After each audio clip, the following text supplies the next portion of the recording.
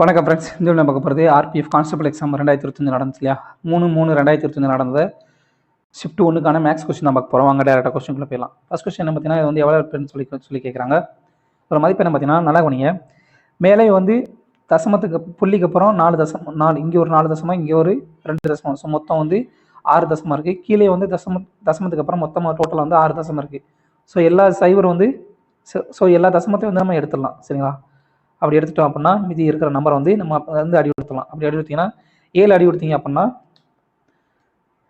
So 259 upon into 261 upon 7 into 185 into 87 சொல்லி இந்த value இருக்கும். ஸோ இதை வந்து சுருக்குனீங்க அப்படின்னா 7 அடி எடுத்தீங்கன்னா 3021 7 49 37 வந்து அடி கொடுத்தீங்க அப்படின்னா 5 தடவை போகும் 185. ஸோ அடுத்து வந்து இந்த 87 அடி கொடுத்தீங்க அப்படின்னா இங்கே எத்தனை தடவை போகும் பார்த்தீங்கன்னா 3 தடவை வந்து போகும். ஸோ டோட்டலாக வந்து மிச்சம் என்ன இருக்குது பார்த்தீங்கன்னா 3/5. இதோட மதிப்பு சுருக்குனீங்க அப்படின்னா 0.6தான் ஆன்சர். அடுத்த question, when the price of the portable hard disk is reduced by 24%, sales வந்து increase 35%, and what is the net percentage change in the total value? ஒரு பொருளோடைய வந்து போர்ட்டபிள் ஹார்ட் டிஸ்க் இருக்குது, அதோட விலை வந்து 24% வந்து கம்மி பண்ணி விற்கும்போது அதோடைய சேல்ஸ் வந்து 35% வந்து அதிகரிக்கலாம். அப்படின்னா டோட்டல் ரெவன்யூவில் ஏற்பட்ட மாற்றம் பர்சன்டேஜ் சேஞ்ச் வந்து என்ன சொல்லி கேட்குறாங்க. இங்கே என்ன பார்த்தீங்கன்னா ப்ரைஸ், இங்கே வந்து ஐட்டம், அந்த பொருளுடைய விற்பனை மதிப்பு. ஸோ ஃபஸ்ட் வந்து இனிஷியலாக வந்து இருந்தது, இப்போ வந்து இது வந்து நியூவாக இருக்கக்கூடிய வேல்யூ. ஸோ இனிஷியலில் 100 இருந்த ப்ரைஸ் வந்து இப்போ வந்து 24% வந்து டிக்ரீஸ் ஆயிடுச்சு. ஸோ எவ்வளோ இருக்கும், 76 சொல்லியிருக்கும். அதே நேரத்தில் இனிஷியலாக வந்து 100 பொருள் விற்ற இடத்துல இப்போ வந்து இந்த ப்ரைஸ் வந்து கம்மி பண்ணுறதுனால 35% வந்து இன்க்ரீஸ் ஆகுதா. ஸோ அப்போ வந்து எவ்வளோ இருக்கும், விற்பனை பொருள் 135 சொல்லியிருக்கும். அவ்வளோதாங்க. இது சுருக்குனீங்க அப்படின்னா 100 into 100 இஸ்டு 70x 76 into 135 சொல்லியிருக்கோம். இதை சுருக்குனீங்க அப்படின்னா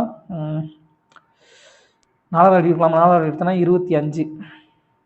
ஸோ இதை சுருக்குனீங்க அப்படின்னா என்ன மதிப்பு வரும் பார்த்தீங்கன்னா, இதை சுருக்குனீங்கன்னா இங்கே 500 வரும், இங்கே வந்து 513 வரும். சரிங்களா? அப்போ எவ்வளோ கூடியிருக்கு, 13 வந்து பொருளோட மதிப்பு வந்து கூடியிருக்கு. ஸோ டோட்டலாக வந்து 13 கூடியிருக்கா.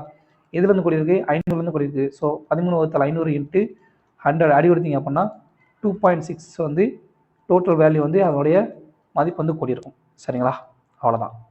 ஸோ அடுத்த கொஸ்டின் இதை சுருக்கு சொல்லி கேட்குறாங்க. ஸோ இதோட மதிப்பு என்ன வரும், அண்டர் ரூட் 79 வந்து ரூட் விட்டு வெளியே எடுத்தீங்க அப்படின்னா 7ன்னு சொல்லி வரும். இதோட மதிப்பு வந்து வெளியில் எடுத்தீங்கன்னா 7ன்னு சொல்லி வரும். ஸோ 57 கூட்டல் 7 ஈக்குவல் டு 64. சரிங்களா? 64 வந்து வெளியில் எடுத்தீங்க அப்படின்னா ரூட் 8 8 8 16. ஸோ இதோட மதிப்பு 16 வந்து வரும். 16 வந்து ரூட் விட்டு வெளியே எடுத்தீங்கன்னா 4 வரும். சரிங்களா? அப்போ 4 இங்கே 4 32 கூட்டிங்கன்னா 36 வரும். ஸோ 36லேருந்து 6 வெளியே எடுத்தீங்கன்னா அப்படின்னா 3 + 6 = 9. சரிங்களா? 36 வந்து ரூட் வெளியே எடுத்தீங்கன்னா 9 6 வரும். சரிங்களா? 3 கூட்டல் 6 9, ரூட் 9ஓட மதிப்பு 2ன்றதான் சாரி 3ன்றதான் ஆன்சர். அடுத்த கொஸ்டின், ஒரு 5 எண்களுடைய கூடுதல் வந்து 655 சொல்லி கொடுத்தாங்க. முதல் 2 எண்களுடைய ஆவரேஜ் மதிப்பு கொடுத்தாங்க, 3வது எண்ணோட மதிப்பு கொடுத்தாங்க. கடைசி 2 எண்களுடைய ஆவரேஜ் வந்து என்ன சொல்லி கேட்குறாங்க. ஸோ முதல் 2 எண்களுடைய ஆவரேஜ் வந்து 77 அப்படின்னா அதனுடைய மொத்த வேல்யூ என்ன இருக்கும் பார்த்தீங்கன்னா 156 சொல்லியிருக்கும். சரிங்களா? அடுத்து 3வது என்ன 128. இப்போ கடைசி 2 எண்களுடைய மொத்த வேல்யூ வந்து 2xன்னு சொல்லி எடுத்துக்கலாம். சரிங்களா? 2xோட மதிப்பு இது எல்லாம் சேர்ந்ததோட மதிப்பு எவ்வளவு, 655. 5 எண்களுடைய கூடுதல். அப்போ 2xோட மதிப்பு இங்கே என்ன வரும் பார்த்தீங்கன்னா 655 மைனஸ் 282. இது ரெண்டையும் கூட்டிங்கன்னா 282 வரும். So equal to x equal to 373ன்னு சொல்லி வரும். 373 upon 2 ஈக்குவல் டு 186.5ன்றதான் ஆன்சர். அடுத்த கொஸ்டின், ஸ்வாரா வந்து 70,000 ரூபாய் வந்து டெபாசிட் பண்ணுறாங்க ஃபைனான்ஸ் கம்பெனியில் 3 வருஷத்துக்கு 12% வட்டி வீதத்தில் கூட்டு வட்டியில் வந்து வருட வட்டி கொடுக்கும்போது 3 வருஷம் கழிச்சு அவங்களுக்கு வந்து என்ன வந்து இன்ட்ரெஸ்ட் வந்து கிடைக்கும்னு சொல்லி கேட்குறாங்க. ஸோ இங்கே ஃபஸ்ட் இயர், இங்கே செகண்ட் இயர், இங்கே தேர்ட் இயர். சரிங்களா? இப்போ ஃபஸ்ட் இயரில் வந்து எவ்வளோ இருக்கும் அப்படின்னா இந்த 75,000க்கு 12% மதிப்பு என்ன வரும், 12% மதிப்பு அடி கொடுத்தீங்க அப்படின்னா 9,000 சொல்லி வரும். ஸோ முதல் வருஷம் ஒரு 9,000, 2வது வருஷம் ஒரு 9,000, 3வது வருஷம் ஒரு 9,000 இருக்கும். இந்த அசல் இந்த நார்மலுக்கு கூடிய பிரின்சிபலுக்கு. ஸோ முதல் வருஷம் 2வது வருஷம் என்ன கிடைக்கும் பார்த்தீங்கன்னா முதல் வருஷம் கிடைச்ச இந்த வட்டிக்கும் வட்டி கிடைக்கும். ஸோ 9,000 இன்ட்டு 12% என்ன வரும் பார்த்தீங்கன்னா 1080 வரும். ஸோ முதல் வருஷம் கிடைச்ச அந்த வட்டிக்கு வட்டி, 2வது வருஷம் இது கிடைக்கிறோடைய வட்டி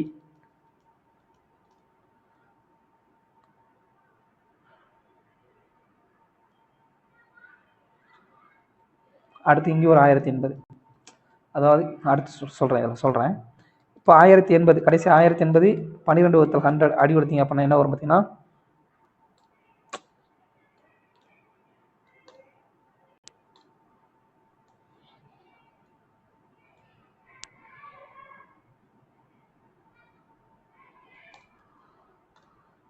1080 இன்ட்டு 12 வகுத்தல் 100 இதோட மதிப்பு என்ன வரும்னா 129.6ன்னு சொல்லி வரும். சரி, எல்லா வேல்யூம் கூட்டினீங்க அப்படின்னா கடைசி நமக்கு கிடைக்கிறது 30,369.60 ரூபான்றதான் 3 வருஷத்துக்கு கிடைக்கக்கூடிய கூட்டு வட்டியோட மதிப்பு. அதாவது முதல் வருஷம் இந்த 75,000 கிடைக்கிற வட்டி இந்த 9,000 சரிங்களா. ரெண்டாவது வருஷம் இதே 75,000 கிடைக்கிற வட்டி இந்த 9,000. மூன்றாவது வருஷம் இந்த 75,000 கிடைக்கிற வட்டி 9,000. ஸோ முதல் வருஷம் வந்து 9,000 வந்து வட்டி கிடைச்சிருக்கா. ரெண்டாவது வருஷம் என்ன நடக்கும் பார்த்தீங்கன்னா இந்த முதல் வருஷம் கிடைச்ச வட்டியும் அசலாக வந்து நிற்கும். ஸோ இதோட வட்டி வந்து 1080 ரூபா. மூணாவது வருஷம் இந்த முதல் வருஷம் கிடைச்ச வட்டிக்கான வட்டி 1080. ரெண்டாவது வருஷம் கிடைச்ச இந்த 9,000க்கான வட்டி 1080.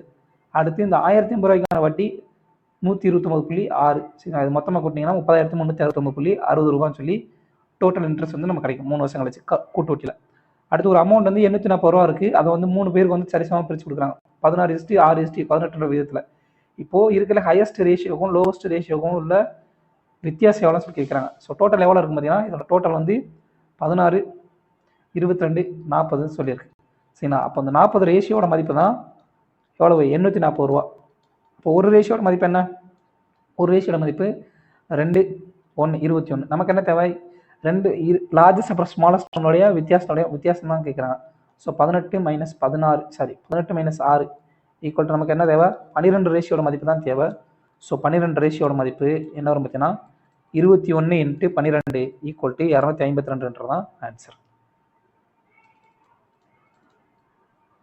அடுத்த கொஸ்டின் பார்த்தீங்கன்னா ஒரு இணைகரம் இருக்கு சரிங்களா. படம் போட்டுடலாம்.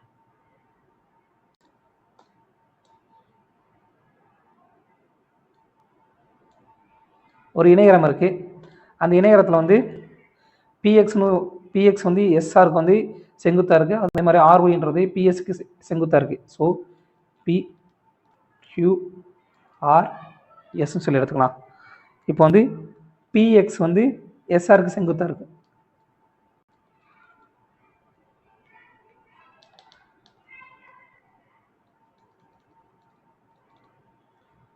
எஸ்ஆருக்கு செங்குத்தா இருக்கு பிஎக்ஸ்.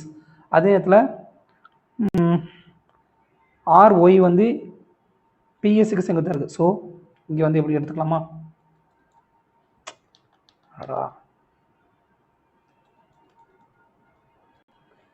இது வந்து செங்குத்தா இருக்குன்னு சொல்லி எடுத்துக்கலாம். இப்போ பிஎக்ஸோட மதிப்பு என்ன கொடுத்தாங்க? 8 சென்டிமீட்டர் கொடுத்தாங்க. அடுத்து ஆர்ஒய்யோட மதிப்பு என்ன கொடுத்தாங்க? ஆர்ஒய்யோட மதிப்பு 12 சென்டிமீட்டர் சொல்லி கொடுத்தாங்க. இப்போ பிஎஸ்னுடைய மதிப்பு இதோட மதிப்பு என்ன சொல்லி கேட்குறாங்க சரிங்களா. பிஎஸோட மதிப்பு என்ன சொல்லி கேட்குறாங்க. நமக்கு வந்து பேரலோகிராம் இணைகரத்தினுடைய பரப்பளவு ஃபார்முலா என்ன பார்த்தீங்கன்னா இணைகரத்தோட பரப்புக்கு ஃபார்முலா என்ன? அடிப்பாகம் × 8 சரிங்களா. இது ஒரு இணைகரம். இந்த இணைகரத்தில் இந்த பிக்யூவோட மதிப்பு நமக்கு வந்து பிக்யூவோட மதிப்பு கொடுத்தாங்க 21 சென்டிமீட்டர் சரிங்களா. பிக்யூவோட மதிப்பு. அதே நேரத்தில் அடுத்து பிக்யூவோட மதிப்பு கொடுத்தாங்களா. இப்போது பிக்யூ வந்து அடிப்பாகம்னு சொல்லி வச்சுக்கிட்டோம், பேஸ் எடுத்துக்கிட்டோம்னா அதை ஹெயிட் வந்து என்ன?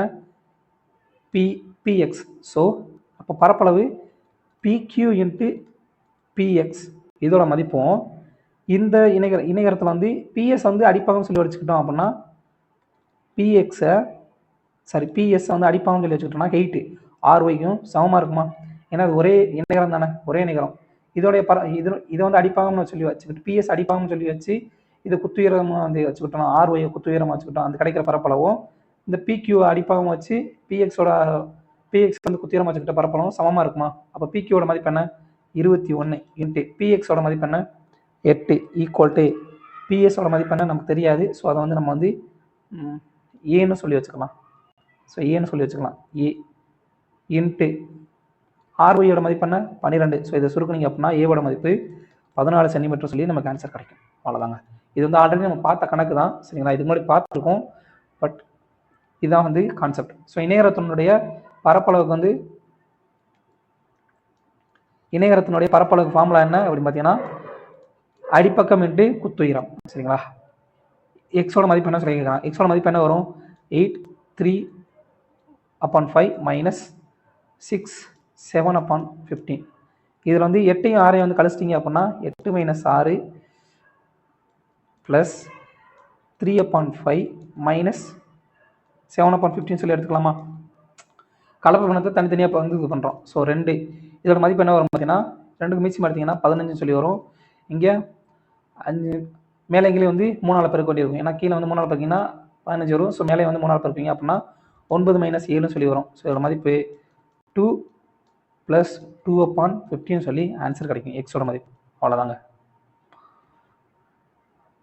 2 நம்பர் இருக்குது. எக்ஸ்ஒய்னு சொல்லி 2 நம்பர் இருக்குது. அதனுடைய விகிதம் வந்து கொடுத்துட்டாங்க. அதோட எல்சிஎம் வந்து 832 அப்படின்னா ஒய் வந்து எக்ஸோட எவ்வளோ வந்து அதிகம் சொல்லி கேட்குறாங்க. சரிங்களா? இப்போ வந்து 2 எண்களுடைய விகிதம் கொடுத்தாங்க. அப்போ அந்த எண்கள் என்னவா இருக்கும் பார்த்தீங்கன்னா 8x 13 அப்போது 13x. அந்த எண்கள் வந்து 8xன்னு சொல்லியிருக்கோம் 13xன்னு சொல்லியிருக்கோம். ஸோ அதனுடைய எல்சிஎம் என்ன வரும் பார்த்தீங்கன்னா எல்சிஎம் வந்து 8 × 13 × எக்ஸ்ன்னு சொல்லி வரும். ஸோ இதோட மதிப்பு என்ன கொடுத்தாங்க 832 சொல்லி கொடுத்தாங்க. அப்போ எக்ஸோட மதிப்பு என்ன வரும் பார்த்தீங்கன்னா சுருக்குனீங்கன்னா 8ன்னு சொல்லி வரும். சரிங்களா? இது சுருக்குனீங்கன்னா 8ன்னு சொல்லி வரும். அப்போது அந்த எண்கள் என்னவா இருக்கும் 8x அப்புறம் 13xோட மதிப்பு என்ன இருக்கும் 64 அடுத்து 104 சொல்லியிருக்கும். ஸோ இது ரெண்டுல வந்து ஒய்யோட மதிப்பு தான் ஒய்யோட மதிப்பு 13x எக்ஸோட மதிப்பு இங்கே எக்ஸ்ன்னு சொல்லி எடுத்தோம் ஆல்ரெடி. இதை வந்து ஏன்னு எடுத்துக்கிறோம்.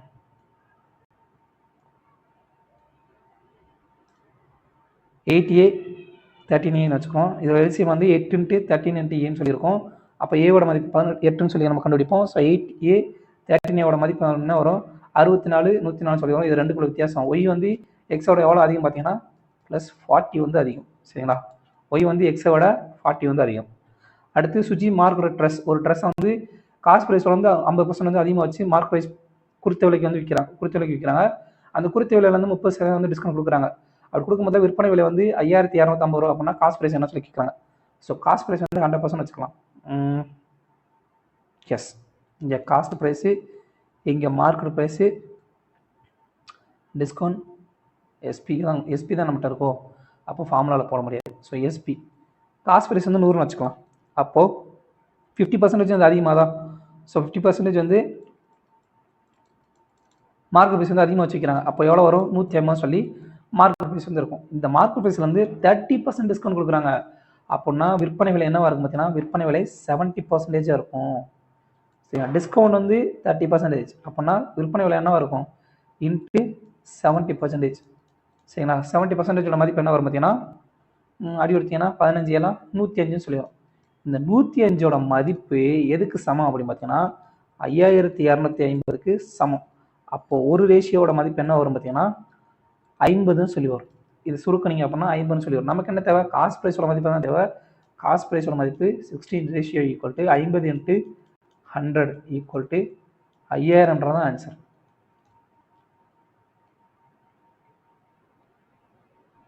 அடுத்து பைப் ஏ பைப் பி ரெண்டு பைப்பும் தனித்தனியே வந்து 5 மணி நேரம் அப்புறம் 12 மணி நேரத்தில் வந்து ஒரு தொட்டியை வந்து காலி பண்ணுது. சரிங்களா? எம்டி பண்ணுது. இப்போ பைப் சி வந்து அதே டேங்கை வந்து 2 மணி நேரத்தில் வந்து நிரப்பும். அப்படின்னா 3 பைப்பு ஒரே நேரத்தில் வந்து திறந்து விட்டாங்க அப்படின்னா எவ்வளோ நேரத்தில் வந்து அந்த டேங்க் வந்து நிரப்புன்னு சொல்லி கேட்குறாங்க. ஸோ பைப் ஏ வந்து 5 மணி நேரத்தில் காலி பண்ணுது. பைப் பி வந்து 12 மணி நேரத்தில் காலி பண்ணுது. பைப் சி வந்து 2 மணி நேரத்தில் வந்து அந்த பைப் அந்த தொட்டியை வந்து நிரப்பிடுது. ஸோ இது வந்து மைனஸ்ன்றது என்ன காலி பண்ணுறதுக்கான அர்த்தம். ஸோ இதோட டோட்டல் வேல்யூ டேங்கோட கெப்பாசிட்டி என்ன வரும் பார்த்தீங்கன்னா 60ன்னு சொல்லி வரும். அப்போ ஏவோட எஃபிஷியன்சி பியோட எஃபிஷியன்சி சியோட எஃபிஷியன்சி எவ்வளோ வரும் பார்த்தீங்கன்னா 12 இங்கே வந்து 5 இங்கே வந்து 30. சரிங்களா? இது வந்து மைனஸ் இது வந்து ப்ளஸ். ஸோ அப்போது ஏபிசி ஏ + பி + சி 3 சேர்ந்து வந்து ஒரு மணி நேரத்தில் அவங்களோட எஃபிஷியன்சி என்ன வரும் பார்த்தீங்கன்னா -12 -5 ரெண்டையும் கூட்டிங்கன்னா -17 -17ஓட ஒரு 30 கூட்டிங்கன்னா +13 சொல்லி அவங்களுடைய எஃபிஷியன்சி இருக்கும். 3 பைப்பு ஒரே நேரத்தில் திறப்பிட்டோம்னா அவங்க வந்து ஒரு மணி நேரத்துக்கு வந்து எவ்வளோ பங்கு தொட்டி நிரப்பாங்கன்னா 13. சரிங்களா? இப்போ நமக்கு என்ன கேட்குறாங்க 3 பைப் வந்து சேர்ந்து திறந்து விட்டிங்கன்னா எவ்வளோ நேரத்தில் நிரப்புன்னு தான் கேட்குறாங்க. So number of hours of A + B + C இதோட மதிப்பு என்ன வரும் டோட்டல் கெப்பாசிட்டி அப்பான் அவங்களுடைய எஃபிஷியன்சி = 16/13 ஹவர்ஸில் வந்து அந்த ஒட்டுமொத்த டேங்க் வந்து நிரம்பி இருக்கும். அடுத்ததாக 12 எண்களோட ஆவரேஜ் வந்து 39. சரிங்களா? இப்போ 52 சொல்லி ஒரு புது நம்பர் வந்து சேர்க்கும் பொழுது இந்த 13 நம்பரோட ஆவரேஜ் வந்து என்னன்னு சொல்லி கேட்குறாங்க. ஸோ இங்கே 12 எண்கள் இருக்குது 12 நம்பர்ஸ் இருக்குது. அவங்களுடைய ஆவரேஜ் வந்து என்ன கொடுத்தாங்க 30 சொல்லி கொடுத்தாங்க. இப்போ ஒரு நம்பர் எக்ஸ்ட்ரா வருது சரிங்களா, ஒரு நம்பர் வந்து எக்ஸ்ட்ரா வருது, அதோட வேல்யூ என்ன, சாரி 39. ஒரு நம்பரோட வேல்யூ என்ன, 52. இப்போ வந்து இப்போ டோட்டல் எத்தனை நம்பர் இருக்கும் பார்த்தீங்கன்னா 13 நம்பர் இருக்குது. ஸோ அவங்களோட ஆவரேஜ் வந்து என்ன இருக்கும் பார்த்தீங்கன்னா இந்த 52 வந்து எப்படி எடுக்கலாம் அப்படின்னா 39க்கு 39 + 13 சொல்லி எடுக்கலாம். ஸோ இந்த 13ஆவது நம்பரில் இந்த 13ஆவது வரக்கூடிய இந்த 13ஆவது நம்பரில் 39 எடுத்துட்டோம்னா மிச்சம் எவ்வளோ இருக்குது, ஓவரால் ஆவரேஜ் வந்து 39 இருக்கும் சரிங்களா. ஓவரால் ஆவரேஜ் 39 ப்ளஸ் இதோட வேல்யூ மிச்சம் இருக்கிற வேல்யூ எவ்வளோ இருக்குது, 13 வேல்யூ. இங்கே வந்து டோட்டல் நம்பர்ஸ் எத்தனை இருக்குது, டோட்டல் நம்பர்ஸ் எவ்வளோ இருக்குது பார்த்தீங்கன்னா 13 இருக்குது சரிங்களா. வகுத்தல் 13 ஈக்குவல் டு 39 + 1 ஈக்குவல் டு 40 தான் அவங்களுடைய நியூ ஆவரேஜ் வந்து இருக்கும் சரிங்களா. மறுபடியும் சொல்கிறேன், 12 எண்களோட ஆவரேஜ் வந்து 39 சொல்லி கொடுத்தாங்க. புதுசாக ஒரு நம்பர் வந்து ஆட் பண்ணுறாங்க 52 சொல்லி சரிங்களா. ஆல்ரெடி அந்த நம்பருக்கு வந்து 39க்கு மேலே தான் இருக்குது. ஸோ அந்த நம்பர் வந்து ஒரு 39 எடுத்துட்டோம் அப்படின்னா 13 நம்பரோட ஆவரேஜ் வந்து நார்மலாகவே 39 வரும். அது போய் எக்ஸ்ட்ரா எவ்வளோ வேல்யூ இருக்குது, இது எக்ஸ்ட்ரா வேல்யூ சரிங்களா, இது எக்ஸ்ட்ரா. இந்த எக்ஸ்ட்ரா வேல்யூவோட மதிப்பு 13. நம்ம வந்து அந்த 13 வந்து எத்தனை பேருக்கு சமமாக பிரித்து கொடுக்கணும் பார்த்தீங்கன்னா 13 பேருக்கு சமமாக பிரித்து கொடுக்கணும். ஸோ வகுத்தல் 13 ஈக்குவல் டு 39 + 13/13 ஈக்குவல் டு 40 தான் ஆன்சர். அப்படி சப்போஸ் தெரியலனா டோட்டல் வேல்யூ போட்டுருங்க. டோட்டல் வேல்யூ வந்து எப்படி போடுறோன்னு பார்த்தீங்கன்னா அதையும் போட்டுருங்க.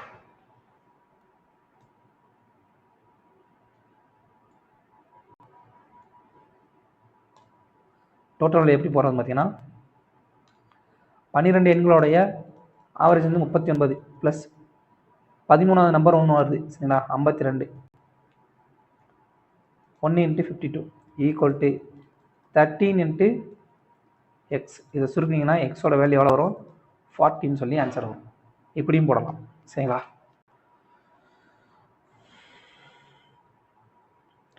ஒரு சம் வந்து 10% இன்ட்ரெஸ்ட் சிம்பிள் இன்ட்ரெஸ்ட் வந்து கொடுக்கும்போது 2 வருஷத்தில் அந்த பிரின்சிபல் வந்து 2640 வந்து மாறுது சரிங்களா. அப்படின்னா அந்த சேம் சம்முக்கு சேம் ரேட் ஆஃப் இன்ட்ரெஸ்ட்டில் ஒரு வருஷத்தில் வந்து எவ்வளோ வட்டி கிடைக்கும்னு சொல்லி கேட்குறாங்க. இப்போது 2 வருஷத்துக்கு வந்து 10% சிம்பிள் இன்ட்ரெஸ்ட் கொடுக்குறாங்க. அப்போ டோட்டல் வந்து இன்ட்ரெஸ்ட் எவ்வளோ வரும் அப்படின்னு பார்த்தீங்கன்னா 2 × 10 ஈக்குவல் டு 20% வந்து இன்ட்ரெஸ்ட் மட்டுமே இருக்கும் சரிங்களா. இன்ட்ரெஸ்ட் அப்படின்னா அமௌண்ட் என்னவா இருக்கும் பார்த்தீங்கன்னா அமௌண்ட் வந்து என்னவா இருக்கும் பார்த்தீங்கன்னா 100 + 20 120% இருக்கும் சரிங்களா. அந்த 120% மதிப்பு என்ன, 2640. நமக்கு என்ன தேவை, ஒரு வருஷத்துக்கான சேம் இன்ட்ரெஸ்ட் சேம் அமௌண்ட்டுக்கு தான் கேட்குறாங்க. அப்போ நம்ம 10% மதிப்பு தான் தேவை. ஸோ 10% ஈக்குவல் டு என்ன வரும் பார்த்தீங்கன்னா 12 எடுத்தோம்னா 24 மிச்சம் 2 24 0. ஸோ 10% மதிப்பு 220 தான் ஆன்சர். அடுத்ததான் how many 2-digit numbers divisible by 5. 5ஆல் வகுப்படக்கூடிய 2 இலக்க எண்கள் வந்து எத்தனை இருக்குன்னு சொல்லி கேட்குறாங்க. 5ஆல் வகுப்படக்கூடிய முதல் இரட்டை இலக்க எண் எது பார்த்தீங்கன்னா 10, அடுத்த 15, 20 இப்படியே போய்கிட்டே இருக்கும். எத்தனை நம்பர் வரைக்கும் போகும் அப்படின்னா இரட்டை இலக்கத்தில் கடைசி நம்பர் என்ன 99. 99 கீழே வந்து 5ஆல் வகுப்படக்கூடியது வந்து 95, அவ்வளோதான். அப்போ இது வந்து ஒரு கூட்டுத்தொடரில் இருக்கா, இது வந்து கூட்டுத்தொடரில் இருக்கா. ஸோ கூட்டுத்தொடரில் இருக்குது அப்படின்னா number of terms total number of terms கண்டுபிடிக்கிறதுக்கு ஃபார்முலா என்ன, last number minus first number upon common difference plus 1. இது வந்து ஆல்ரெடி பார்த்தோம். ஸோ அப்படி பார்த்தீங்கன்னா டோட்டல் நம்பர் ஆஃப் டேர்ம்ஸ் என்ன வரும் பார்த்தீங்கன்னா last number minus first number upon common difference எவ்வளவு 5 + 1 ஈக்குவல் டு என்ன வரும் 85 / 5 15, 85 / 5 ஈக்குவல் டு 17 + 1 18 நம்பர் வந்து டோட்டலாக வந்து இருக்கும் சரிங்களா. அடுத்த கொஸ்டின், மனோஜ் வந்து ஒரு வேலையை வந்து 8 மணி நேரத்தில் முடிக்க முடியும், ஆனந்த் வந்து ஒரு வேலையை வந்து 8 மணி நேரத்தில் முடிக்கும். அனிலோட உதவியால் இவங்க வந்து 3 பேரும் சேர்ந்து அந்த வேலையை வந்து 2 மணி நேரத்தில் முடிக்கிறாங்க. அப்படின்னா அனில் மட்டுமே அந்த வேலையை எவ்வளோ நேரத்தில் முடிப்பான்னு சொல்லி கேட்குறாங்க. ஸோ மனோஜ் வந்து 8 மணி நேரத்தில் வேலை முடிப்பான், ஆனந்த் வந்து 8 மணி நேரத்தில் வேலை முடிப்பான். இப்போ மனோஜ், ஆனந்த் ப்ளஸ் அனில் இவங்க எல்லாம் சேர்ந்து அந்த வேலையை வந்து 2 மணி நேரத்தில் முடிக்கிறாங்க. அப்போது டோட்டல் வேலை எவ்வளோ இருக்கும், 8 சொல்லியிருக்குமா மிச்சமா. ஸோ இது வந்து மனோஜ் வந்து 1 மணி நேரத்துக்கு வந்து ஒரு வேலை பார்ப்பான், ஆனந்த் வந்து 1 மணி நேரத்துக்கு ஒரு வேலை பார்ப்பான், 3 பேர் சேர்ந்து வந்து 4 வேலை பார்ப்பாங்க சரிங்களா. அப்போ அனிலோட வேலை வந்து எவ்வளோ இருக்கும் பார்த்தீங்கன்னா டோட்டல் வேலை அவங்களோட எஃபிஷியன்சி என்ன 4 மைனஸ் இவங்க 2 பேர் மனோஜ் அப்புறம் ஆனந்த் இவங்க 2 பேரோட எஃபிஷியன்சி என்ன 1 + 1 ஈக்குவல் டு அனிலோட எஃபிஷியன்சி என்ன வரும் பார்த்தீங்கன்னா 2 சொல்லியிருக்கோம் அனிலோட எஃபிஷியன்சி. இப்போ வந்து அனில் மட்டும் அந்த வேலையை எத்தனை நாள் முடிப்பாங்கன்னு சொல்லி கேட்குறாங்க. ஸோ நம்பர் ஆஃப் ஹவர்ஸ் யார் Anil equal to total work upon அவனுடைய எஃபிஷியன்சி ஈக்குவல் டு 4 ஹவர்ஸ் வந்து அவன் வந்து வேலையை முடிச்சிருப்பான். அவ்வளோதாங்க. In covering distance 90 kilometre. Super கணக்குங்க. ஆக்சுவலாக இந்த கணக்கு வந்து ஆல்ரெடி நம்ம போட்டிருக்கோம் இதுக்கு முன்னாடி. Covering distance 90 kilometre. Anirudh take 8 hours more than Burhan. Anirudh வந்து ஒரு 90 கிலோமீட்டர் தூரத்தை கடக்கிறதுக்கு புர்ஹானை விட 8 மணி நேரம் வந்து அதிகமாக எடுத்துக்கலாம். சரிங்களா? இப்போ அனிருத் வந்து டபுள்ஸ் ஸ்பீட். அனிருத் வந்து அவனோட ஸ்பீட் வந்து டபுள் ஆகும் போதில் அவன் வந்து 7 மணி நேரம் புர்ஹானை விட கம்மியாக எடுத்துக்கிறான். அப்படின்னா he would take 7 hours less than Burhan. அப்போ அனிருத்தோட ஸ்பீட் என்ன சொல்லிக்கிறான்? ஸோ அனிருத் வந்து எடுக்கக்கூடிய டயத்தோட மதிப்பு என்ன? அனிருத் இங்கே புர்ஹான். அனிருத் வந்து டி டைம் எடுத்துக்கிட்டான் அப்படின்னா புர்ஹான் வந்து டி டைம் எடுத்துக்கிட்டான் அப்படின்னா அனிருத் வந்து எவ்வளோ நேரம் எடுத்துக்கிறான்? டி ப்ளஸ் 8 ஹவர்ஸ் எடுத்துக்கிறவானா? ஓகே. இப்போது அனிருத்தோட நமக்கு யாரோடைய தேவை? கடைசியில் அனிருத்தோட ஸ்பீடு தான் தேவை. ஸோ ஸ்பீட் ஆஃப் அனிருத்தோட மதிப்பு என்ன? இனிஷியலாக இருந்தது இது வந்து கரண்ட்டாக இருக்கக்கூடிய இனிஷியலாக 1ன்னு சொல்லி இருந்த வேல்யூ இப்போ என்ன ஆயிடுச்சு? 2ன்னு சொல்லி மாறி இருக்கான். அவனோட ஸ்பீட் வந்து டபுள் பண்ணியிருக்கான். அப்படின்னா அவனோட டைம் என்னவா இருக்கும் அப்படின்னு பார்த்தீங்கன்னா அப்படி உல்ட்டாவாக இருக்குமா? டைம் வந்து ஸ்பீடும் டைமும் ஒன்றுக்கு ஒன்று எதிர்த்தகவா? ஸோ ஆரம்பத்தில் வந்து 2ன்னு சொல்லியிருந்த டைம் இப்போ என்னவா இருக்கும்? 1ன்னு சொல்லி மாறி இருக்கும். அவ்வளோதான். இது ஒரு கான்செப்ட். இப்போ ஸ்பீடு வந்து டபுள் ஆகும் போதெல்லாம் அவனோட டைம் என்ன ஆகுது? புர்ஹானோட 7 மணி நேரம் கம்மியானு சொல்லிட்டாங்க. சரிங்களா? புர்ஹானோட 7 மணி நேரம் கம்மியானு சொன்னாங்க. புர்ஹான் வந்து ஆரம்பத்தில் வந்து டி ஹவர்ஸில் போவான். இப்போ வந்து எவ்வளோ நேரத்தில் போவான் அப்படின்னு பார்த்தீங்கன்னா அப்போ அனிருத் எவ்வளோ நேரத்தில் போவான்? D minus 7. ஸோ இது ரெண்டுக்குள்ள வித்தியாசம் தானே இந்த யூனிட்டுக்கு சமமாக இருக்கும். இது வந்து ஆரம்பத்தில் இருந்த டைம், இது ஆரம்பத்தில் இருந்த டைம், இது இப்போ உள்ள டைம் அனிருத்தோடையது. இது ரெண்டுக்குள்ள வித்தியாசம் இந்த பங்குக்கு சமமாக இருக்குமா? ஸோ அப்படி பார்த்தீங்கன்னா இதோட மதிப்பு என்ன வரும் பார்த்தீங்கன்னா T plus 8 minus of T minus 17. So minus T plus 7 சொல்லி வரும். இதோட மதிப்பு என்ன வரும் பார்த்தீங்கன்னா 15 சொல்லி வரும். அப்போது ஒரு ரேஷியோட மதிப்பு 15 ஹவர்ஸா? 15 ஹவர்ஸ். நமக்கு என்ன கேட்குறாங்க? அனிருத்தோட ஸ்பீடு வந்து என்ன சொல்லி கேட்குறாங்க. ஸோ ஆரம்பத்தில் வந்து அனிருத்தோட ஸ்பீடு வந்து எவ்வளோ இருக்கும் பார்த்தீங்கன்னா இன்ட்டு 15 ஈக்குவல் டு 30. அவங்களோட டைம் வந்து 30 ஹவர்ஸ் இருக்கும். ஆரம்பத்தில் வந்து அனிருத் எடுத்துக்கிட்டால் இனிஷியலாக எடுத்துக்கூடிய டைம் வந்து 30 ஹவர்ஸ் இருக்கும். இப்போ வந்து நமக்கு வந்து சொல்லிக்கிறேன்.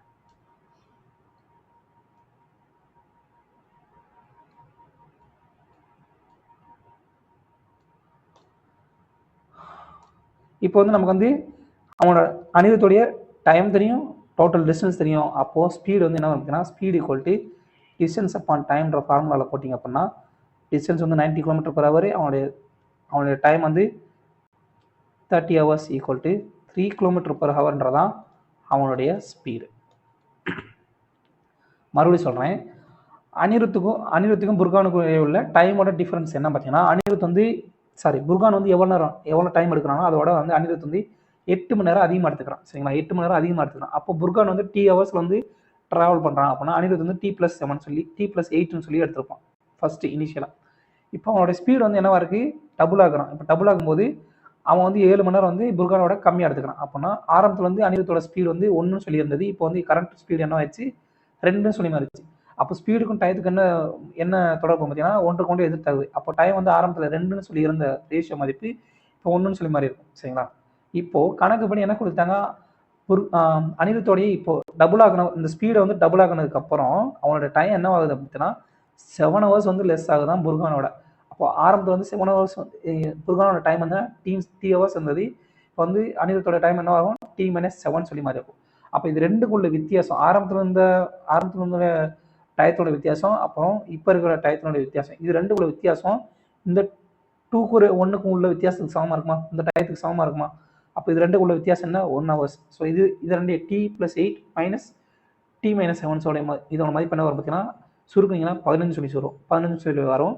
அப்போ ஒரு ரேஷியோட மதிப்பு 15 ஹவர்ஸ். அப்படின்னா ஆரம்பத்தில் அவனுடைய ஸ்பீடு அவனோட டைம் என்னவா இருக்கும் பார்த்தீங்கன்னா 2 × 15 13 ஹவர்ஸாக இருக்கும். நமக்கு டயத்தோட மதிப்பு தெரியும், டிஸ்டன்ஸோட மதிப்பு தெரியும், அனிருத்தோட ஸ்பீடு தான் கேட்குறாங்க. அனிருத்தோட ஸ்பீடு வந்து என்ன ஃபார்முலாவில் போட்டிங்க அப்படின்னா 3 km/h சொல்லி நமக்கு ஆன்சர் கிடைக்கும். அவ்வளோதாங்க. அடுத்த 5 எண்களுடைய கூடுதல் வந்து கொடுத்துட்டாங்க. முதல் 2 எண்களுடைய சராசரி கொடுத்துட்டாங்க. 3ஆம் எண்ணோட மதிப்பு கொடுத்தாங்க. கடைசி 2 எண்களுடைய சராசரி மதிப்பு என்ன சொல்லி கேட்குறாங்க. ஸோ முதல் 2 எண்களுடைய மொத்தம் வந்து எவ்வளோ இருக்கும்? ஆவரேஜ் வந்து 76 அப்படின்னா மொத்தம் எவ்வளோ இருக்கும்? 152 சொல்லியிருக்கோம். அடுத்து 3வது எண் என்ன இருக்கும்? 105 சொல்லியிருக்கோம். ப்ளஸ் 2 எண்களுடைய கூடுதல் வந்து என்ன வச்சுக்கலாம்? 2xன்னு சொல்லி வச்சுக்கலாம். கடைசி 2 எண்களுடைய கூடுதல் ஈக்குவல் டு 655. அப்போது எக்ஸோட 2xோட மதிப்பு என்ன வரும் பார்த்தீங்கன்னா 655 மைனஸ் 257 ஈக்குவல் டு 398 சொல்லி வரும். 398 எக்ஸோட மதிப்பு 398 வகுத்தல் 2 ஈக்குவல் டு 199 தான் ஆன்சர்.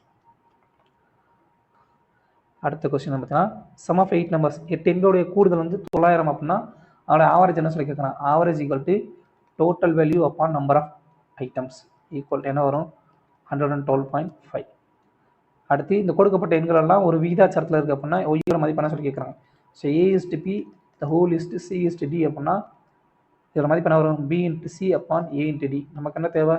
ஒய்யோட மதிப்பு தான் தேவை. ஸோ ஒய்யோட மதிப்பு ஈக்குவல் டு 60 இன்ட்டு 62 அப்பான் 3. இதை சுருக்குனீங்க அப்படின்னா 1240 சொல்லி ஆன்சர் கிடைக்கும். அடுத்து ஆவரேஜாக ஃபஸ்ட்டு 122 ஆட் நேச்சுரல் நம்பர்ஸ். சரிங்களா? இது ஆல்ரெடி ஃபார்முலா தான். என் நம்பர் சரிங்களா? ஃபஸ்ட்டு என் ஆட் நம்பர்ஸ்னுடைய கூடிய ஆவரேஜ் மதிப்பு என்ன? ஆவரேஜ் ஈக்குவல் டு என்ன வரும் பார்த்தீங்கன்னா என்னன்னு தான் வரும். ஸோ அப்போ ஆன்சர் வந்து 122 தான் ஆன்சர். சரிங்களா? இது வந்து கான்செப்ட்.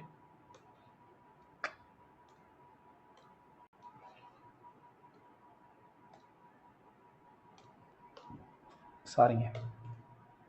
அடுத்த கொஸ்டின் என்ன பார்த்தீங்கன்னா ஒரு ரியல் எஸ்டேட் ஏஜென்ட் வந்து 2 சைட் இருக்குது. அந்த சைட் வந்து 48,000 வந்து விற்கிறாங்க அப்படின்னா ஒரு சைட்டை வந்து 35% லாபத்துக்கும் இன்னொரு சைட்டை வந்து 35% நட்டத்துக்கு விற்கிறாங்க அப்படின்னா அவங்களுடைய லாஸ் ஆர் கெயின் பர்சன்டேஜ் என்ன சொல்லி கேட்கலாம்? இந்த மாதிரி கணக்கில் ஒரு கான்செப்ட் இருக்காது. என்ன பார்த்தீங்கன்னா 2 ஐட்டம் இருக்குது. இது வந்து எழுதி வைக்கிறேன், அதை வந்து ஞாபகம் வச்சுக்கோங்க. 2 ஐட்டம் இருக்குது, அதை வந்து சேம் ப்ரைஸ்க்கு வந்து விற்கிறாங்க. ஒரு பொருளை வந்து X% ப்ராஃபிட்டுக்கும் இன்னொரு பொருளை வந்து X% லாஸுக்கு விற்கிறாங்க அப்படின்னா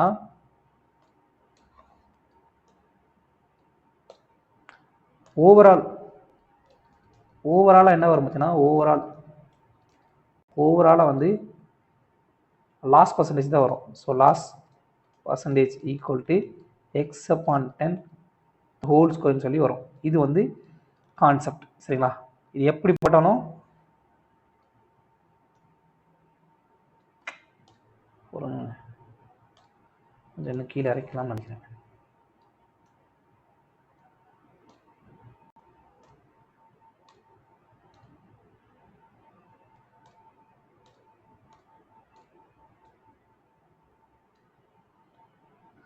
அப்படின்னா கணக்குப்படி 2 ஐட்டத்துக்கு விற்கிறாங்க. சரிங்களா? 48,000 விற்கிறாங்க. ஒரு பொருள் வந்து 35% லாபத்துக்கு விற்கிறாங்க, இன்னொரு பொருள் வந்து 35% நட்டத்துக்கு விற்கிறாங்க. அப்படின்னா நமக்கு என்ன வரும் பார்த்தீங்கன்னா கடைசியில் ஆன்சர் வந்து loss percentage equal to 35 into 35 upon என்னப்பா சரி இங்கே எக்ஸோட மதிப்பு 35. சரிங்களா? இப்போ 10ஓட மதிப்பு 10 இன்ட்டு 10ன்னு சொல்லி வரும். இதை சுருக்குனீங்க அப்படின்னா 3.5 இன்ட்டு 3.5 ஈக்குவல் டு 12.25% லாஸ் வந்து நமக்கு கிடச்சிருக்கும். சரிங்களா? அவ்வளோதான். அடுத்து ஒரு நம்பர் வந்து 40% இன்க்ரீஸ் பண்ண மொத்தத்தில் அது வந்து 3710 ரூபா வந்து ஆகுது அப்படின்னா அந்த நம்பர் வந்து எவ்வளோன்னு சொல்லி கேட்குறாங்க. ஸோ அந்த நம்பர் வந்து என்னவாக இருக்கும்? 100% இருக்குமா? நமக்கு வந்து 40% இன்க்ரீஸ் ஆகுது. அப்போ அந்த நம்பர் வந்து 140% மதிப்பு தான் எவ்வளோ? 3710. அப்போ 100% மதிப்பு என்ன வரும் பார்த்தீங்கன்னா 3710 வகுத்தல் 140 இன்ட்டு 100. இதை சுருக்குனீங்க அப்படின்னா 2650 சொல்லி ஆன்சர் கிடைக்கும். அடுத்த question 25% of number is added to 60. சரிங்களா? ஒரு எண் 25% ஒரு எண்ணை வந்து அந்த நம்பரை வந்து எக்ஸ்ன்னு சொல்லி எடுத்துக்கலாம். சரிங்களா? அப்போது 25% ஆஃப் எக்ஸு 60ஓட சேர்க்கும் பொழுது ரிசல்ட் வந்து என்னவாக இருக்கும்? அந்த சேம் நம்பராக இருக்கும். சேம் நம்பர் அப்படின்னா 80% ஆஃப் நம்பர் என்ன சொல்லி கேட்குறாங்க? இது சுருக்குங்க என்ன வரும்? 1/4ன்னு சொல்லி வரும். அப்போ எக்ஸ்ன்றது ஒரு முழுமையான நம்பர். முழுமையான வந்து ஒரு கால் பகுதியை கழிச்சிங்க அப்படின்னா அதோட மதிப்பு என்ன வரும்? முக்கால் மதிப்போட மதிப்பு முக்கால் எக்ஸோட மதிப்பு 60 அப்படின்னா எக்ஸோட மதிப்பு என்ன வரும்? 60 × 4 240 80ன்னு சொல்லி வரும். எக்ஸோட மதிப்பு 80ன்னு சொல்லி வரும். அதுதான் அந்த நம்பர். இப்போ நமக்கு என்ன கேட்குறாங்க? 80% of the same number. So 80/100 × 80 = 64ன்றதான் நமக்கு தேவையான ஆன்சர். புரிஞ்சதா? இங்கே கால் பங்கு இருக்குது, இங்கே முழு பங்கு இருக்குது. ஸோ முழு பங்குலேருந்து கால் பங்கு கழிச்சிங்கன்னா முக்கால் பங்கு வரும். முக்கால் பங்குனுடைய மதிப்பு 60 அப்படின்னா எக்ஸோட மதிப்பு 80. நமக்கு தேவையானது 80% தான் 64. அஜய் வந்து 41,160 ரூபா வந்து வட்டியை வந்து 3 வருஷத்தில் கிடைக்குது. சரிங்களா? 40% வட்டி வந்து கூட்டு வட்டியில் கொடுக்கும்போதில் அப்படின்னா இசட்டோட வேல்யூ வந்து என்ன சொல்லி கேட்குறாங்க, அந்த கொடுக்கப்பட்ட அந்த பிரின்சிபலோட மதிப்பு என்ன சொல்லிக்கலாம். ஒரு நிமிஷம், இது எத்தனை கணக்கு? 24வது கணக்கு. ஸோ 3 வருஷம் வந்து 40% கொடுக்குறாங்க. ஸோ அப்போ முதல் வருஷம் வந்து 100 சொல்லி இருந்தது, ரெண்டாவது வருஷம் என்ன இருக்கும்? ஸோ இப்படி எழுதலாம். நம்ம வந்து 40% பின்ன வடிவம் என்ன? 2/5. ஸோ ஒவ்வொரு வருஷம் இன்க்ரீஸ் ஆகிட்டே போகுமா? ஸோ இது ஃபஸ்ட் இயர், இது செகண்ட் இயர், இது தேர்ட் இயர். சரிங்களா? இது வந்து பிரின்சிபலு, இங்கே அமௌண்ட். ஸோ ஃபஸ்ட் இயரில் 5ன்னு சொல்லி இருந்த பிரின்சிபல் வந்து 7ன்னு சொல்லி மாதிரி இருக்கும். ரெண்டாவது இயர் அதே மாதிரி 5ன்னு சொல்லி இருந்த பிரின்சிபல் வந்து 7ன்னு சொல்லி மாதிரி இருக்கும். மூணாவது இயர் என்ன இருக்கும்? அதே 5ன்னு சொல்லி இருந்த பிரின்சிபல் வந்து 7ன்னு சொல்லி மாதிரி இருக்கும். சரிங்களா? இப்போ வந்து ஒரு மதிப்பு என்ன இருக்கும்? 125ன்னு சொல்லி இருந்த மதிப்பு இப்போ எவ்வளோ ஆயிடுச்சு? 343ன்னு சொல்லி மாறி இருக்கும் அமௌண்ட். இப்போது இந்த 343ஓட மதிப்பு தான் 41,160. ஸோ 343ஓட மதிப்பு 41,160 அப்படின்னா ஒரு ரேஷியோட மதிப்பு என்ன வரும் பார்த்தீங்கன்னா 120ன்னு சொல்லி வரும். இது சுருக்குனீங்கன்னா நமக்கு என்ன தேவை? பிரின்சிபலோட மதிப்பு தான் தேவை. ஸோ பிரின்சிபல் மதிப்பு 125 ரேஷியோ = 120 × 125 மதிப்பு 15,000 சொல்லி ஆன்சர் கிடைக்கும். அவ்வளோதாங்க, சிம்பிள். அடுத்த கணக்கு பார்த்தீங்கன்னா ஒரு எலக்ட்ரிசிட்டி பில் இருக்குது. அது டியூ டேட்டுக்கு முன்னாடி கொடுக்கும்போது அவங்களுக்கு வந்து டோட்டல் அமௌண்ட் வந்து 5% வந்து டிஸ்கவுண்ட் கொடுப்பாங்களாம். சரிங்களா? இப்போ ஒருத்தர் வந்து அதே மாதிரி டியூ டேட்டுக்கு முன்னாடி வந்து பில்லை வந்து பே பண்ணுறாரு. பே பண்ணும்போது அவருக்கு வந்து 14 ரூபா வந்து கம்மியாக வந்து பே பண்ணுறாரு. அப்படின்னா அவரோட எலக்ட்ரிசிட்டி பில் எவ்வளோன்னு சொல்லி கேட்குறாங்க. அவங்க வந்து டியூ டேட்டுக்கு முன்னாடி பே பண்ணால் எவ்வளோ கொடுக்க சொல்கிறாங்க? 5% வந்து டிஸ்கவுண்ட் கொடுக்குறேன்னு சொல்லி சொன்னாங்க. அந்த டிஸ்கவுண்டோட மதிப்பு தான் 14 ரூபா. சரிங்களா? ஸோ 5%ஓட மதிப்பு தான் 14 ரூபா நமக்கு கிடைச்சனுடைய வேல்யூ. அப்போது நமக்கு என்ன தேவை? பில்லோட மதிப்பு தேவை. பில்லோட மதிப்பு என்ன வரும்? 100% சொல்லி வரும். ரெண்டு பக்கம் வந்து 20ஆல் பெருக்குனீங்க அப்படின்னா 100% = 280 ரூபான்றதான் அந்த பில்லோட வேல்யூ. அடுத்ததாக ஒரு ஷாப்கீப்பர் வந்து ஒரு பொருள் வந்து 400 ரூபாய்க்கு வாங்குறாரு. அதை வந்து 25% லாபத்துக்கு வந்து வச்சு விற்கிறார். விற்கும் பொழுது அதை வாங்கியவர் அந்த 25% லாபம் வச்சு வாங்கினதுக்கப்புறம் அவர் இன்னொரு பர்சனுக்கு வந்து 10% வந்து நட்டத்துக்கு விற்கிறார். அப்படின்னா ஃபைனலாக செல்லிங் ப்ரைஸ் என்ன சொல்லி கேட்குறாரு. ஸோ ஃபஸ்ட் வந்து 400 ரூபான்னு இருந்தது, இப்போ என்ன ஆயிடுச்சு? 20% ப்ராஃபிட்டில் வச்சு விற்கிறாரு. அப்படின்னா என்ன விற்பனை விலை? என்ன? 125/100 விற்பனை விலை. இதை அடி கொடுத்தீங்க அப்படின்னா என்ன வரும்? 500 ரூபா வரும்.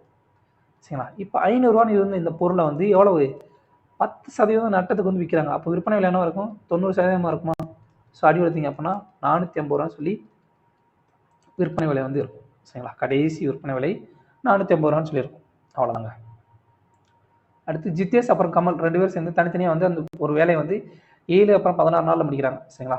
ஜித்தேஷ் 7 நாளையும், கமல் வந்து 16 நாள் வேலை முடிக்கிறாங்க. அப்போ உங்களுடைய எல்சிஎம் என்ன வரும்? மொத்தம் வேலை 112 சொல்லி வரும். இது 2 எல்சிஎம் எடுத்தீங்கன்னா அப்போ ஜித்தேஷ் வந்து 16, அவனோட எஃபிஷியன்சி, கமலோட எஃபிஷியன்சி வந்து 7. சரிங்களா? இப்போ வந்து இவங்க 2 பேரும் சேர்ந்து வந்து 2 நாள் வந்து வேலை பார்க்குறாங்க. Started working together after 2 days. 2 நாள் அவங்க வந்து ஆக்சுவலாக வேலை பார்க்குறாங்க. ஸோ 2 நாளில் அவங்கள மொத்தமாக செஞ்ச வேலை வந்து எவ்வளோ இருக்கும் பார்த்தீங்கன்னா 2 × 16 + 7 = 46 யூனிட் ஒர்க்கு வந்து ஆல்ரெடி முடிச்சிட்டாங்க. சரிங்களா? இப்போ வந்து கமல் வந்து அந்த வேலையை விட்டு போயிடுறான். மீதி வேலையை வந்து யார் பார்க்குறா? ஜித்தேஷ் தான் வேலை பார்க்குறான். ஸோ ரிமைனிங் ஒர்க் என்னவா இருக்கும்? ரிமைனிங் ஒர்க் வந்து 112 - 46 = என்ன வரும் பார்த்தீங்கன்னா என்ன வரும்? 12ல் 6 போச்சுன்னா 6, அடுத்து 10ல் 6 போச்சுன்னா 6. ஓகே, ரிமைனிங் ஒர்க் எவ்வளோ வரும் பார்த்தீங்கன்னா 66ன்னு சொல்லி நமக்கு வரும். சரிங்களா? இப்போ வந்து ஜித்தேஷ் மட்டும்தான் அந்த வேலையை பார்க்க போகிறான். ஸோ நம்பர் ஆஃப் டேஸ் யார்? Jitesh = total work remaining work அப்போ நம்மளோட எஃபிஷியன்சி என்ன? ஜித்தேஷோட எஃபிஷியன்சி 7, ஜித்தேஷோட எஃபிஷியன்சி 16 இல்லையா? ஸோ இதை ரெண்டு சுருக்குனீங்க அப்படின்னா 33/8ன்னு சொல்லி வரும். இது என்ன பண்ணியிருக்காங்க அப்படின்னு பார்த்தீங்கன்னா இங்கே ஆன்சர் பாருங்கள், எல்லாமே அடிமானத்தில் 56ன்னு சொல்லி இருக்க மாதிரி இருக்கா? 2 பக்கம் என்ன பண்ணியிருக்காங்க? 7ஆல் மேலே எங்கேயே வந்து பெருக்கிருக்காங்க. பெருக்கும் போதில் என்ன ஒரு ஆன்சர்? 231/56 சொல்லி ஆன்சர் கிடைக்கும். ஒரு மனிதன் வந்து ஒரு பைசைக்கிள் வந்து 95 கிலோமீட்டர் மணிக்கு 95 கிலோமீட்டர் வேகத்தில் வந்து போகிறாரு. அவர் வந்து ஒரு பாலத்தை வந்து 6 நிமிஷத்தில் கடக்கிறார் அப்படின்னா பாலத்தோட லென்த் என்ன சொல்லி கேட்கலாம்? Distance equal to speed into டைமா? அப்போது ஸ்பீடோட மதிப்பு என்ன? 95 கிலோமீட்டர் பர் ஹவர். இங்கே எல்லாமே கிலோமீட்டர் தான் இருக்குது. இங்கே வந்து கொடுத்துருக்க என்ன டயத்தை வந்து என்ன கொடுத்துருங்க? 6 மினிட்ஸில் கொடுத்துருங்க. அப்போ ஹவருக்கு மாத்திரம் என்ன பண்ணணும்? 60ஆல் வகுக்கணும். ஸோ இது சுருக்குனீங்க அப்படின்னா 9.5 கிலோமீட்டர் சொல்லி ஆன்சர் கிடைக்கும். அடுத்தது இதை வந்து எவ்வளோ பண்ண சொல்லியிருக்காங்க? ஸோ போர்டு மாஸ் தியரி படி ஃபஸ்ட்டு ப்ராக்கெட்டு, அடுத்து ஆஃபு, டிவிஷன், மல்டிப்ளிகேஷன், அப்புறம் அடிஷன். சரிங்களா? ப்ராக்கெட்லேயும் இந்த சின்ன ப்ராக்கெட் ஃபஸ்ட்டு, அடுத்து இந்த பெரிய ப்ராக்கெட்டு, அடுத்ததான் எல்லாத்துக்கும் பெரிய ப்ராக்கெட். சரிங்களா? ஃபஸ்ட்டு இந்த ப்ராக்கெட்டில் என்ன வரும்? 6 சொல்லி வரும். ஸோ 2 12, 12லேருந்து சரி 17லேருந்து 12 கழிச்சிங்கன்னா இது ஓவராலாக மதிப்பு என்ன வரும்? 5 சொல்லி வரும். ஸோ 2 × 5 = 10ன்றது தான் ஆன்சர். ஒரு வெண்டர் வந்து 120 கிலோ ஒரு மூணு விதமான அரிசி இருக்குது. அதோட மதிப்பு என்ன, எவ்வளோ வெயிட் வந்து எவ்வளோ இருக்கும் பார்த்தீங்கன்னா, முத தரத்தினுடைய மதிப்பு 120 கிலோ, ரெண்டாவது தரத்தினுடைய மதிப்பு 160 கிலோ, மூணாவது தரத்தினுடைய மதிப்பு 210 கிலோ. சரிங்களா? இப்போ இவர் வந்து he wants to sell the rice by filling the 3 kinds of rice in bags of equal capacity. இந்த 3 அரிசி வந்து ஒரே வெயிட்டில் இருக்க மாதிரி, ஈக்குவல் கெப்பாசிட்டியில் இருக்க மாதிரி வந்து மூடையில் வந்து கட்டி விற்கணும்னு நினைக்கிறாரு. அப்படின்னா அவருடைய கிரேட்டஸ்ட் கெப்பாசிட்டின்னு என்ன சொல்லி கேட்குறாங்க? அந்த பேக்கினுடைய அதிகபட்ச கொள்ளளவு என்னவா இருக்கும்னு சொல்லி கேட்குறாங்க. கிரேட்டஸ்ட் அப்படின்னாலே அந்த இடத்துல HCF தான். ஸோ அப்போது 120, 160, 210 இது எல்லாத்தையும் வந்து மூடை போட்டு பிரித்தாங்க அப்படின்னா என்ன வரும் பார்த்தீங்கன்னா, இதோட HCF என்ன வரும்? 10. அப்போ 12, 16, 21. ஸோ இதை காமன் வகுக்கக்கூடிய எதுவுமே இல்லை. ஸோ HCF என்ன வரும்? 10 கிலோ சொல்லி வரும். அப்போ ஈக்குவலாக வந்து போட்டாங்க அப்படின்னா இது 12 மூடை, 16 மூடை, 21 மூடை வந்து மொத்தமாக வரும். சரிங்களா? அப்போது வந்து அந்த மூடையோட கெப்பாசிட்டி என்ன? 10 கிலோன்றது தான் ஆன்சர். அடுத்ததாக இது சூப்பர் கணக்கு. ஆக்சுவலாக சூப்பர் கணக்கு. இதில் வந்து 2 கான்செப்ட் இருக்குது. ஒரு கியூபாய்டு இருக்குது, ஒரு நிமிஷம், ஒரு கன செவ்வகம்.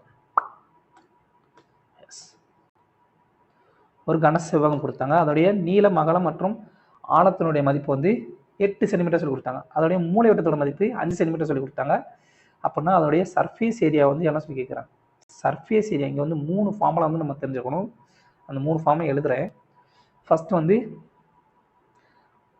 என்ன ஃபார்முலா பார்த்தீங்கன்னா, நமக்கு கொடுத்துருக்குது எல்லு, பிரெத்து, அடுத்து 8. சரிங்களா? இதோடைய சர்ஃபேஸ் ஏரியாவுக்கு வந்து வலைபரப்புக்கு, சரிங்களா, மொத்த வலைபரப்புக்கு வந்து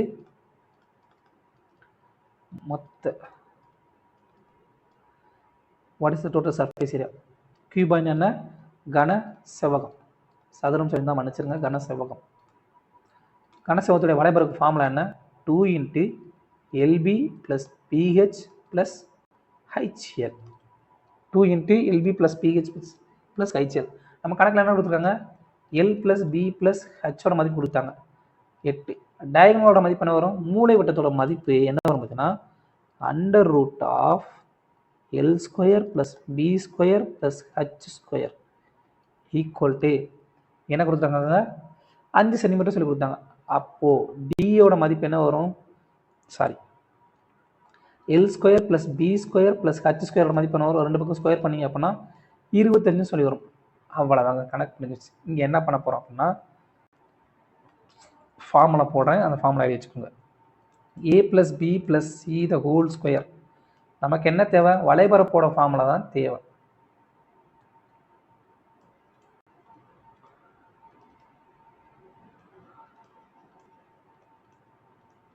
மொத்த வலைபரப்பு ஃபார்முலா. சரிங்களா? இது A² + B², A + B + C² formula, C² + 2 × AB + BC + CA. இந்த ஃபார்முலா தெரிஞ்சிச்சுன்னா கணக்கு முடிஞ்சுங்க. கொஞ்சம் லேட்டரல் திங்கிங், வேறு ஒன்றும் கிடையாது. இது ஃபார்முலா. இந்த ஃபார்முலா தெரிஞ்சுன்னா கணக்கு காலி. அப்போது நல்லா கவனிங்க, நமக்கு ABCயோட மதிப்பு தெரியும், A² B² + C² மதிப்பு தெரியும். அப்போ இதோட மதிப்பு கண்டுபிடிச்சலாமா? வலைபரப்போட ஃபார்முலா. அப்போ வலைபரப்போட ஃபார்முலாவில் போட்டிங்க அப்படின்னா இதோட மதிப்பு என்ன வரும்? 8² = இதோட மதிப்பு என்ன வரும்? 25 + 2 × LB + PH + HL. அப்போது இதோட மதிப்பு என்ன வரும் பார்த்தீங்கன்னா, கடைசியில் 8 square 64 minus 25 equal to 39 centimetre ஸ்கொயர்ன்றது தான் இதனுடைய வளைவரப்புடைய மதிப்பு. அவ்வளோதாங்க, ரொம்ப கஷ்டமான கிடையாது. நம்ம அல்ஜிப்ரா ஃபார்முலா வந்து நம்மளோட நார்மலாக வந்து உங்களுக்கு 2 விஷயம் தெரிஞ்சிருக்கணும். வளைவரப்போட ஃபார்முலா, அதுக்கடுத்து கனசதுரத்துடைய வளைவரப்போட ஃபார்முலா, கனசதுரத்துடைய மூலைவட்டத்தோட ஃபார்முலா. இந்த 2 ஃபார்முலா தெரிஞ்சிருச்சுன்னா நீங்கள் அல்ஜிப்ரா ஃபார்முலாவில் போட்டிங்க அப்படின்னா நமக்கு வந்து ஆன்சர் வந்து கிடச்சிரும். அவ்வளோதான். இதோட மதிப்பு வந்து கேட்குறாங்கப்பா, இதோட மதிப்பு என்ன வரும்? இது 2 சுருக்குனீங்க அப்படின்னா 5 வரும். ஸோ 2 10, 10லேருந்து 17லேருந்து 10 கழிச்சிங்க அப்படின்னா 7. ஸோ 2 × 7 ஈக்குவல் டு 14ன்றதான் ஆன்சர். அடுத்ததாக ஒரு அரைக்கோளம், ஒரு அரைக்கோளத்தினுடைய ஆரத்துடைய மதிப்பு கொடுத்தாங்க. அதை உருக்கி ஒரு சிலிண்டரா, ஒரு உருளையை வந்து மாற்றுறாங்க. அதனுடைய அந்த உருளையுடைய ரேடியஸ் ஆரத்துடைய மதிப்பு 12 சென்டிமீட்டர் அப்படின்னா அதோட ஹெயிட் வந்து எவ்வளோ சொல்லி கேட்கலாம். அரைக்கோளம், சரிங்களா? அரைக்கோளத்தினுடைய பரப்பளவுக்கு ஃபார்முலா என்ன? அரைக்கோளம் பரப்புக்கு ஃபார்முலா என்ன பார்த்தீங்கன்னா 2/3/r³, சரிங்களா? சிலிண்டருக்கு ஃபார்முலா என்ன அப்படின்னு பார்த்தீங்கன்னா கொள்ளளவுக்கு ஃபார்முலா r²h. அப்போது கணக்குப்படி இதை உருக்கி இதை மாற்றுறாங்க. அப்போ இது ரெண்டோட மதிப்பு சமமாக இருக்குமா? So 2/3/r³ equal to r²h. So அதோட மதிப்பு என்ன வரும் பார்த்தீங்கன்னா பையும் அடியாயிரும். அப்போது 2/3 இன்ட்டு r³ 5.4 நம்ம எப்படி எடுத்துக்கலாம்? 54/10 சொல்லி எடுத்துக்கலாமா? Into 54/10 into 54/10 equal to r² மதிப்பு என்ன? இங்கே ஆரத்தோட மதிப்பு 12. So 12 into 12 into 8. ஸோ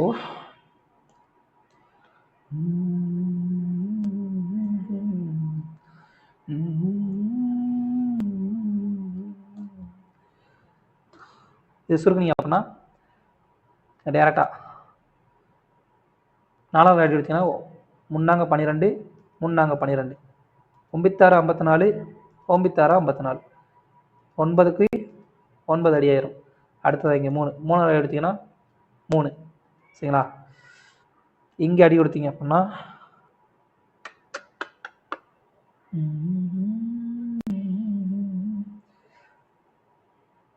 9 54 இல்லையா? சாரிங்க, ஒரே ஒரு நிமிஷம் எங்கேயோ ஒரு தப்பு பண்ணிட்டேன். 12 முன்னாங்க 4 12. ஒரே நிமிஷம் என்ன அடிச்சிருக்கேன்? ஈராரா 12, 9 54, 54. அடுத்து 2க்கு 2 அடியாயிரும். அடுத்து ஒரு 2 இருக்குது. ஸோ 27. இங்கே 3 எடுத்தீங்கன்னா 3 தடவை போகும். ஸோ ஹெயிட்டோட மதிப்பு என்னவா இருக்கும் பார்த்தீங்கன்னா, ஹெயிட்டோட மதிப்பு இங்கே 27 இன்ட்டு 39 27 வகுத்தல் 1000 சொல்லியிருக்கா? இதோட மதிப்பு 729/1000. இதோட மதிப்பு என்ன வரும்னா 0.729 சொல்லி ஆன்சர் கிடைக்கும். அவ்வளோதாங்க. ஒரு மனிதன் வந்து ஒரு ஜேர்னி வந்து 22 மணி நேரத்தில் வந்து கிடக்கிறார், சரிங்களா? 22 மணி நேரத்தில் வந்து கிடக்கிறாரு. அவர் வந்து ஒரு டிஸ்டன்ஸ் வந்து ஒரு ஜேர்னி, அந்த ஜேர்னியோட டிஸ்டன்ஸ் வந்து 22 மணி நேரத்தில் கிடக்கிறார். இப்போ வந்து ஃபஸ்ட்டு 1/3 பார்ட்டை வந்து எவ்வளோ நேரத்தில் கிடக்கிறாரு அப்படின்னா 15 km/h வந்து கிடக்கிறார். மணிக்கு 15 km வேகத்தில் கிடக்கிறார். ரிமைனிங் டிஸ்டன்ஸை வந்து 45 km/h வந்து கிடக்கிறாரு. அப்படின்னா டோட்டல் டிஸ்டன்ஸ் அந்த ஜேர்னியில் வந்து என்ன கேட்குறாரு?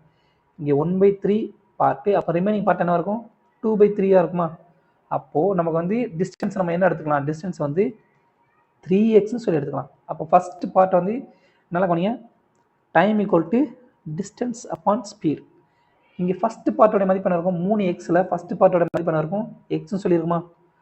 வகுத்தல் அது எத்தனை கிலோமீட்டர் கிடக்கிறாரு? Time equal to distance upon speed 15.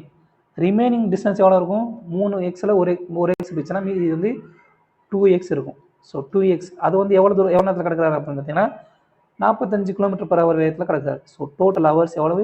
22 hours. சரிங்களா? Time equal to distance upon speed. First distance எவ்வளவு? 3ல் ஒரு பங்கு, சரிங்களா? டோட்டல் டிஸ்டன்ஸ் 3x சொல்லி நம்ம எடுத்துக்கிட்டோம் அப்படின்னா நமக்கு வந்து ஃபஸ்ட்டு பார்ட்டோட மதிப்பு என்ன வரும்? எக்ஸ் டிஸ்டன்ஸ் அப்பான் அதோடைய distance upon speed time 15 plus 2x upon 45. இதை சுருக்குனீங்க அப்படின்னா என்ன வரும் பார்த்தீங்கன்னா, இதை அடி கொடுத்தீங்க அப்படின்னா மேலே இங்கேயே வந்து சுருக்குனீங்க அப்படின்னா 45ன்னு சொல்லி வரும். இங்கே இது வந்து 3x ப்ளஸ் 2xன்னு சொல்லியிருக்கோம் ஈக்குவல் டு, சரி இன்னும் சுருக்குனீங்க அப்படின்னா 5xன்னு சொல்லி வரும்.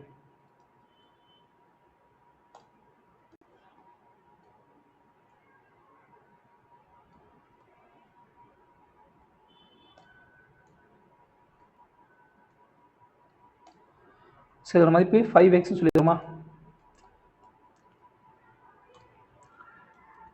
Sorry 3x plus 2x upon 45 equal to 22. சரிங்களா? அப்போ இது வந்து என்ன வரும்? 5x upon 45 equal to 22வா?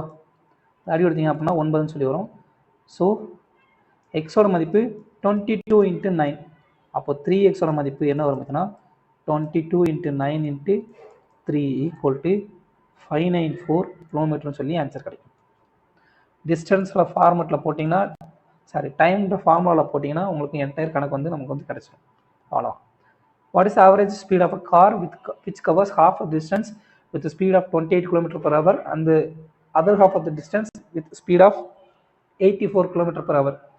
half distance அப்படின்னா டிஸ்டன்ஸ் வந்து இங்கே கிட்டத்தட்ட சேம் தான். சரிங்களா? டிஸ்டன்ஸ் வந்து கான்ஸ்டன்ட். அப்படின்னா ஆவரேஜ் ஸ்பீடுக்கு வந்து இங்கே எந்த மதிப்பு என்ன வரும் பார்த்தீங்கன்னா, ஆவரேஜ் ஸ்பீடோட மதிப்பு 2xy upon x plus yன்ற ஃபார்முலாலாம் வந்து போடலாம்.